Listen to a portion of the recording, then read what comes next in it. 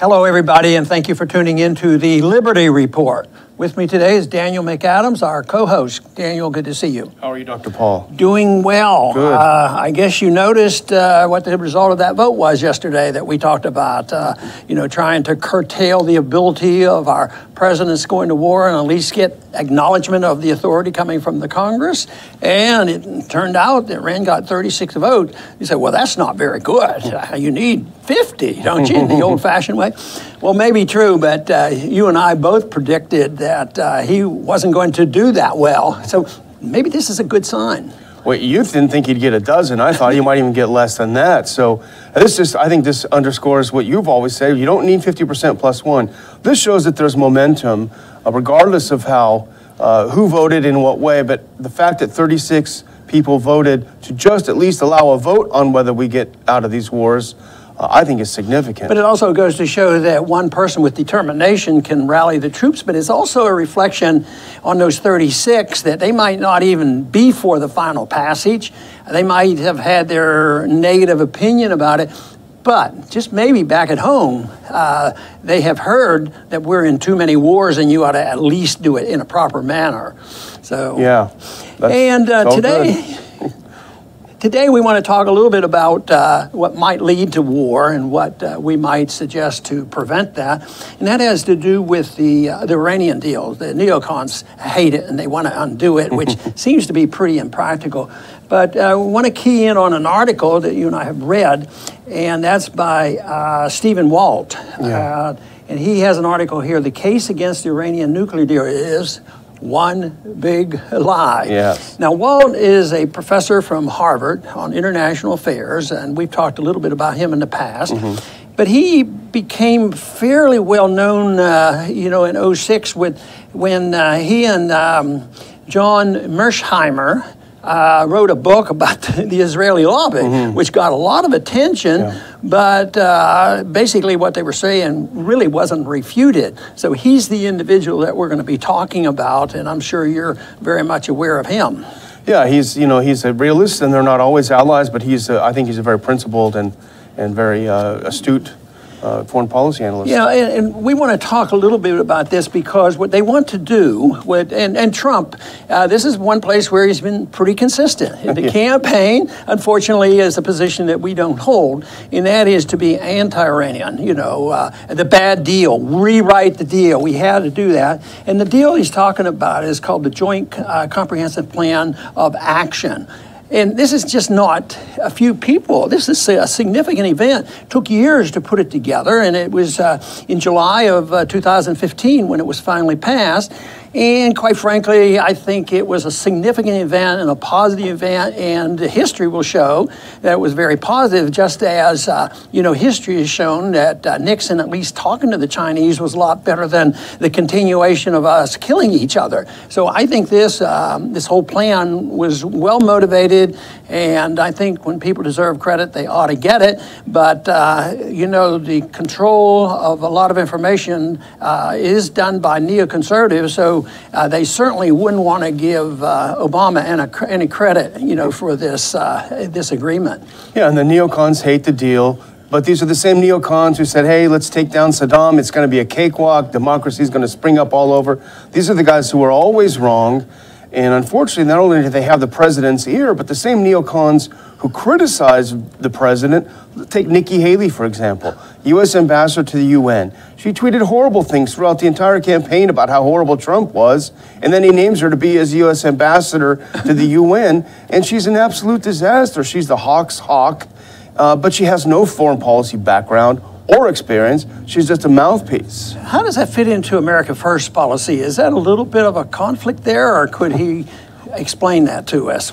Yeah, well, have the neocons ever really had America's interest first? That's right. But this group that put it together, it was called a group of 5+1, and that was the UN Security Council, plus Germany, and also the European Union. So it isn't like Obama went over there and made a deal, and they tried to make a big thing about him straightening out the mess of the confiscation of a lot of money from Iran, during the time we were having sanctions, and whether that was done perfectly or smoothly, but it was really unjustified that we would hold these billions and billions of dollars, at the time that we broke relations with them. But so this is not, a fly-by-night group of people. Now, I'm not gung-ho about these international organizations, but I think if they exist and you're trying to live with them and trying to get them to do things, when they move in the right direction, we can't say, oh no, this is no good because we wouldn't even start the UN if we had our choice. But I think when they move in this direction, you go along with it and you do your best to do that. If you have an agreement where major countries are willing to reduce their weaponry, that's a step. But in this article, I thought it was interesting, Walt's analogy. He starts off by talking about what if the Russians, what if we went to the Soviets back in 1948 and talked to them and they conceded to the international community and to the United States, the same type of arrangement. What kind of a world would it have been? I think that was very fascinating. Yeah, they said we would have looked at it as a deal of the century if the exact same deal had been offered the Soviets and they took it, to suspend their nuclear weapons activity, et cetera, et cetera. So he's saying, so why now when this deal is offered? Is it now the worst thing? But, he points out, first of all, Nikki Haley's recent speech at the American Enterprise Union, which is Neocon Central, she flat out lied. She claims the Iran deal gave Iran what it wants up front in exchange for temporary promises to deliver what we want. Totally untrue, and Walt really points it out very well. Iran gave up rights that it has as a signatory of the Non-Proliferation Treaty, voluntarily gave up its rights in order to do these things. It gave up enriched uranium, destroyed 13,000 centrifuges, dismantled the Arak reactor, allowed the UN to install monitoring devices on its territory in its installations, implemented the NPT additional protocol, and more. So they gave up all this stuff that they had every right to do. And what did the U.S. do? They simply added more sanctions. So we're the ones that are not following the deal. Now, the one thing in the deal that I thought was significant, maybe the most significant, they have promised for 15 years never to enrich bullion 3.67%, which is the enrichment you need for medical things. And they were not denied this. You don't make bombs out of that. And they have been willing to do the inspections. This is the other thing about inspections, and I think there have been a few little minor infractions, which as soon as they were pointed out, it was not significant. But our side, Nikki Haley and Trump, they will blow this out of proportion. Oh, they didn't do this. But they were minor and they were adjusted, and I think that Scott Ritter was certainly an individual that we visited with recently, knew and understood this quite well because he understood the process. Yeah. And there are sometimes impossibilities on saying, well, every square inch of Iran has been inspected. Prove that there is nothing in that. I think that gets to the point with prove a negative, which is impossible. It's just not. But the important thing, his position was, it's very well monitored, and he was the one that was right about the inspection. He was the inspector for the weaponry under Saddam Hussein. So this whole idea that they're not following the rules, again, is based on lies. And that small infraction was they had a little bit too much heavy water. They got rid of it, when they were told. But Scott Ritter did have an excellent presentation at the Ron Paul Institute conference on Saturday, and he really focused on this Iran inspection thing. He pointed out a couple things I think are worth revisiting here. First of all, he said that the U.S. used the Iraq inspection protocol to insert spies into the team and to spy on Iraq, which was not part of what the arrangement was. But what he points out that's happening with Iran is what happened in Iraq, which is they're not trying to verify compliance. They're trying to provoke non-compliance. They're trying to say, oh yeah, well, let us into here. Well, that wasn't part of the deal. Well, let us do this, let us do this. And as soon as Iran says, well, hang on a minute, this was not part of what we agreed, the U.S. will scream non-compliance, and just like Iraq, the wheels of war will begin to turn. It's like changing the rules in the middle of the game. Yeah, exactly. No doubt about it, and they can always find something.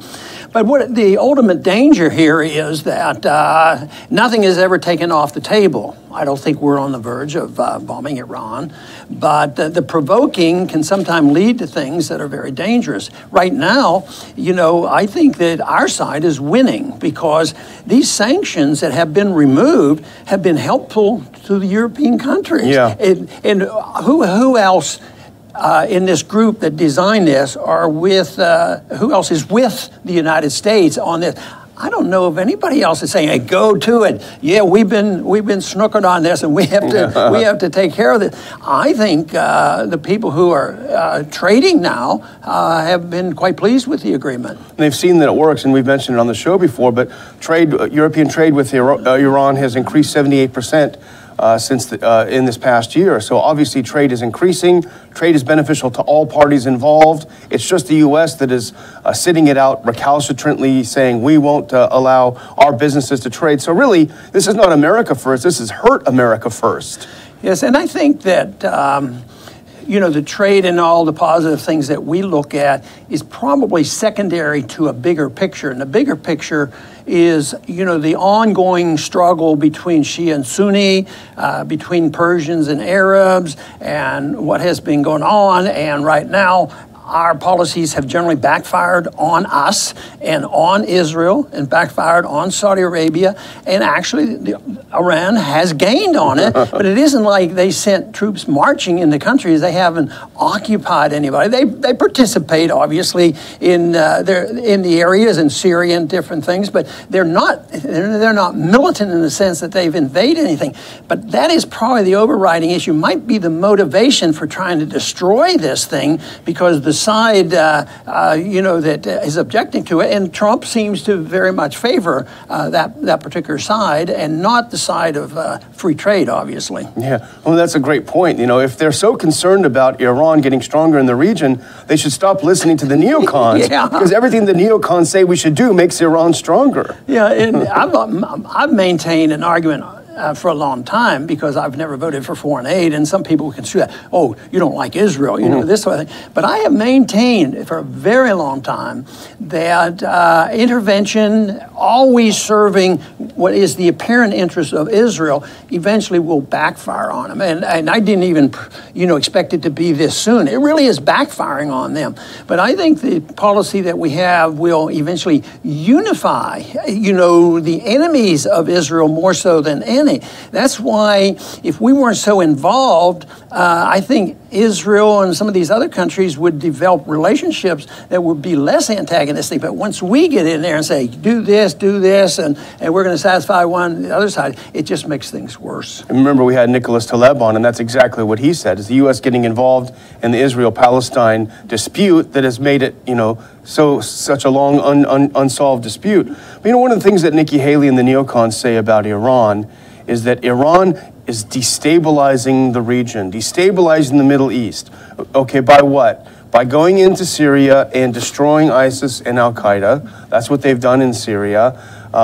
If anyone has destabilized the Middle East, it's the United States. We overthrew Saddam. We tried to do regime change in Syria that turned out very badly for so many people. That's the destabilization, not necessarily Iran. And Libya is a little bit removed from the area, but it was part of it too, because as the failure evolved and continues to evolve in Libya, that means that individuals and weaponry drifted over into the Syrian conflict. So all those things have consequences.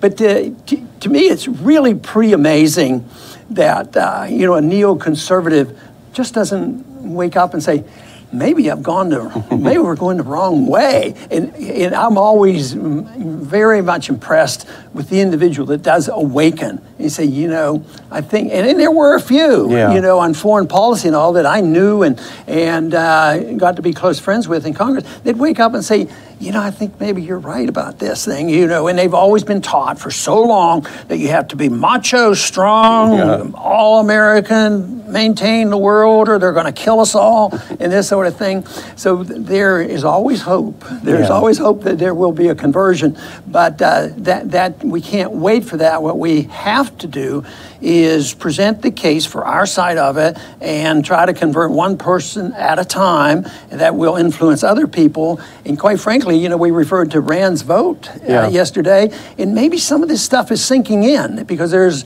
a lot of groups out there now that are speaking in our terms, and we know the American people aren't saying, you know, I'm going to vote for him because I think he will start a war sooner than the other person. It's always, and this last election was the same way. They did some studies afterwards, and they found out that there was no doubt Hillary was the war candidate, and the American people gave Trump a pass for some of his things that he was saying. So I think that's generally true, you know, and I think Obama came across that way too.